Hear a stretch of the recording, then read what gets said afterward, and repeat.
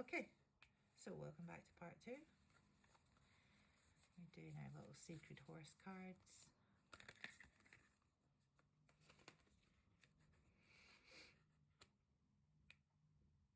Ascension, evolving insight.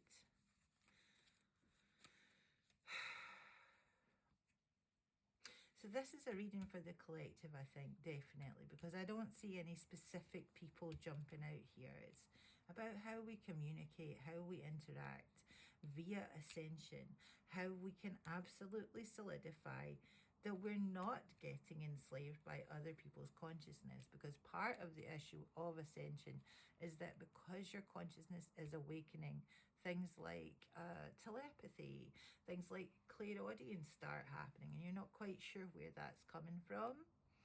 Once we have the open heart, open mind and open voice, we can then, I'm just like really banging up my camera today, I'm so sorry. Again, getting in my own way, right? Getting in my own way. So during ascension, we can get in our own way, right? If we keep things that close the mind and things that close the heart and things that close the voice, when all these are open and you have a good connection with the Most High God, I'm going to call it the Most High God. I want to actually explain in more depth what I mean by the Most High God. When I talk about the Most High God, if you think about your blood cells, you are the god or the goddess of your own blood cells, right? They don't know you exist. They're aware they're part of a community that's interacting, and they're talking to each other, and they're working together to slay common enemies like cancers and tumors and whatever else like that, right? You are the god or the goddess of all your blood cells, of all your DNA, but every photon, you are the god and goddess of that, right?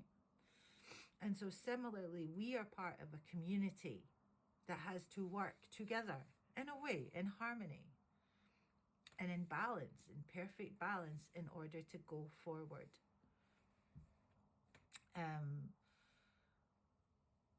So is it a huge leap that there's something bigger than us? And is it a huge leap that there's something bigger than that? So if we're part of the planet, right, and the planet is in effect the kind of the goddess of our world, or the god of our world, whatever way you want to look at it, I don't know, different religions, different opinions, right? And then that is part of a blood cell within a much larger thing. And so when we talk about the Most High God, it's like the all that is connected to love and light, connected to love and enlightenment. Let me be specific. I am not one of the love and light truths. It is love and it is enlightenment. Okay? Because light and dark are one and the same. Dark is not evil. Dark is dark. Dark is what is hidden.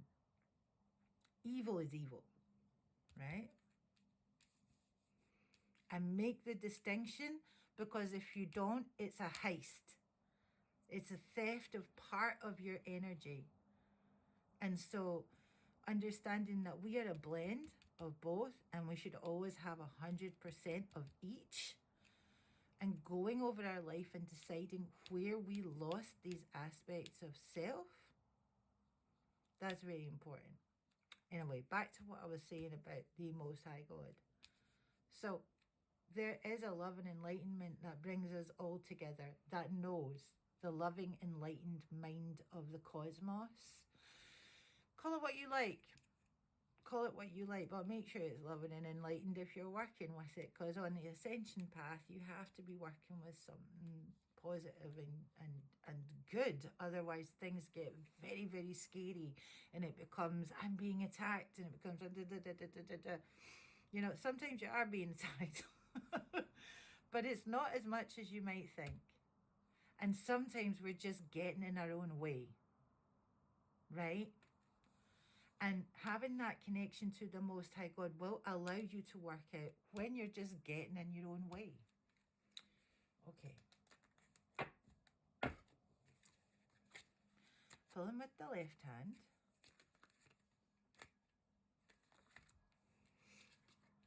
Inverted. So we'll go for the shadow attribute here. Messiah complex, right? Messiah, that I'm going to save the world, an exaggerated belief that you're the only means through which a cause can succeed. And that being your clarity, you know. Tell me more. I don't understand.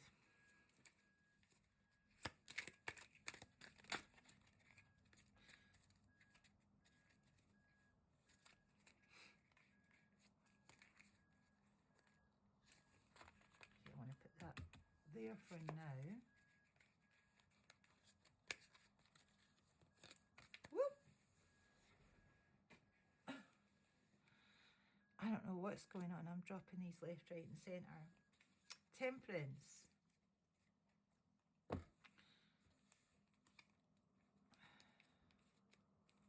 My little cards are getting a good old mess.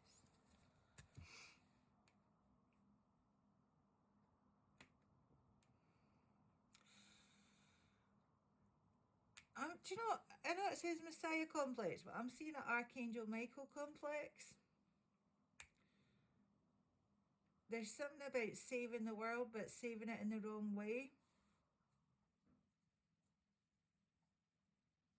So how we do it in a balanced way comes from the enlightenment of our yin and the enlightenment of our yang.